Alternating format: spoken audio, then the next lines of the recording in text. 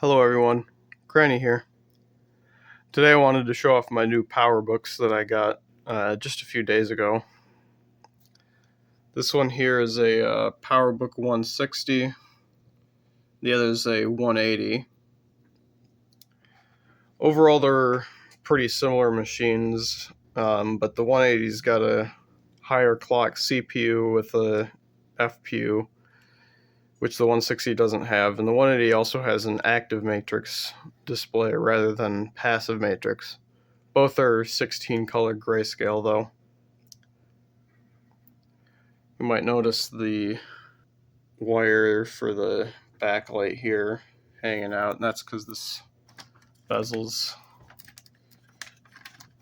not really on. I got the 160 off of Facebook Marketplace, I want to say about a week and a half ago now, and it was in pretty good condition, although it had some yellowing for the keyboard. And when powered up, it doesn't display anything, which most likely is a capacitor issue, although I haven't really taken a look. The 180 I got off of eBay, and it arrived, I think, 2 days ago. And the 180 wasn't in nearly as good a condition as the 160. It had, the lid, some of the standoffs that hold the display bezel to it and the hinges to it were broken. The trackball button on the top was broken, as well as one of the standoffs that actually hold it in was broken on the top case of the 180. So those were really the main two problems that it had. So what I ended up doing was disassembling the both of them and swapping all of the good components from the 160 over to the 180. So now the 160 is the one that has the broken standoffs here. Let me see if I can. You can't really see it there, but I have no way to screw this hinge in. On the left side, it still has both of them, and then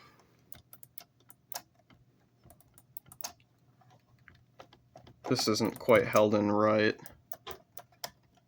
and the top button doesn't quite work right. The 160 had a bit more yellowed keyboard, so I've left that.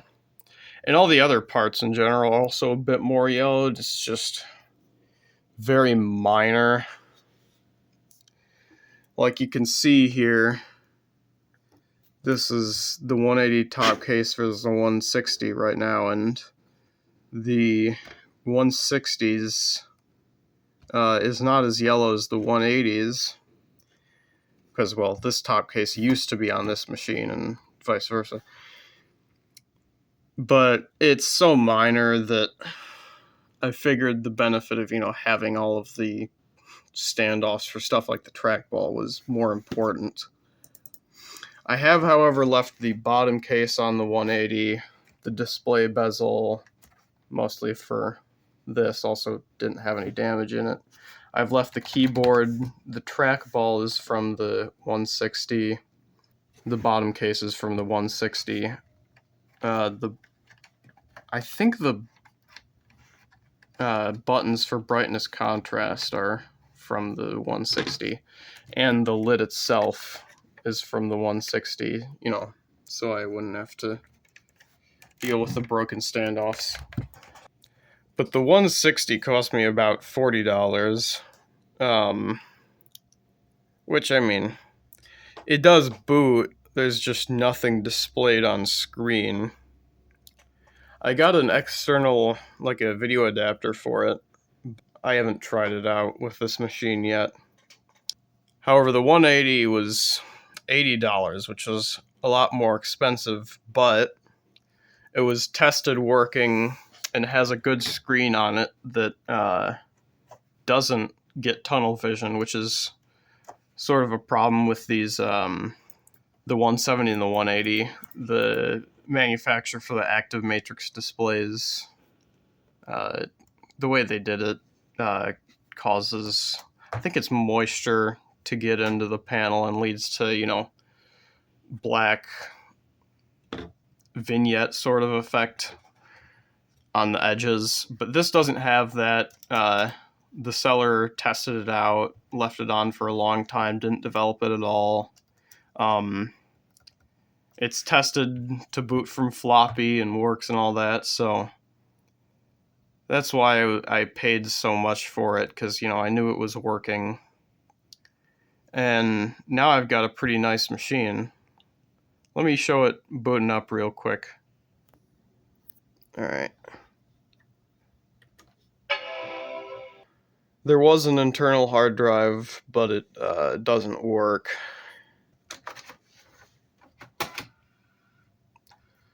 This is a System 7.1 Disk Tools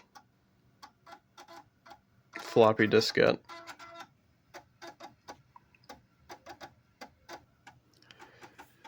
Very slow booting from the diskette.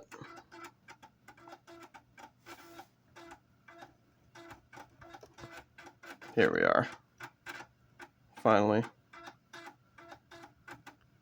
Getting into the OS here.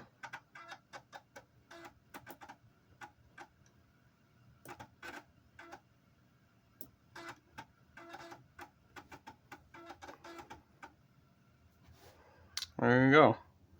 Got 4 megs of RAM, which was the stock that you had on the motherboard. Well, I think it's actually on the daughter board for these. Sadly, neither of them had a RAM upgrade, but in the future I may upgrade. But still, with System 7.1, you get 3 free megs. The system only uses 1, so it's not too horrible.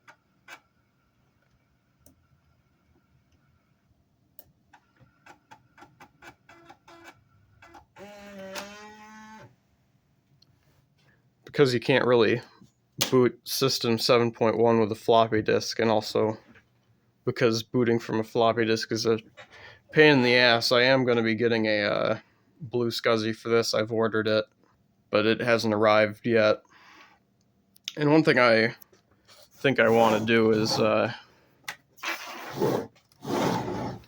get rid of the modem in there, because it's not really of any use to me, and then I can put a micro SD card slot basically where the modem is, and the little extender to go to the blue SCSI, since the hard drive is located here in the machine. If it was easily removable, if the hard drive was easily removable, I wouldn't bother to do it, but this is not a machine where it is easy to remove. Oh, and then for the battery, this is just the blank. There is no battery in there. Both of the machines did come with batteries. However, one of them is bulging, and the other has corrosion on the terminals, and they're both 30 years old. So I'm just going to assume that neither works and not even bother to test them. They're almost certainly non-working. But at some point, it would be nice to basically 3D print, a new housing and get, I think people use nickel metal hydride batteries for these, because they work pretty similar to the NiCad batteries that they came with. But get, new nickel metal hydride cells and throw it in a casing and make a new battery for these, so I could use it at least for short periods of time on battery.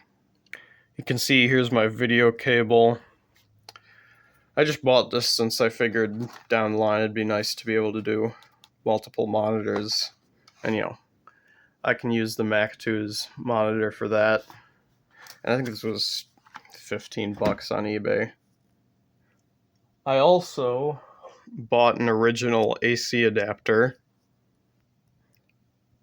I've yet to test this, but it's one of the original ones. Not the one that would have come with this machine. This is the 3 amp version that they only sold with the PowerBook 180C and 165C, because the color screen on those uses more power. Normally this would have come with 2 amp, but it'll still work with the 3 amp adapter. Thanks for watching. I'll probably do another update on this once I get my Blue SCSI in and the OS installed and stuff, so stay tuned for that. Bye.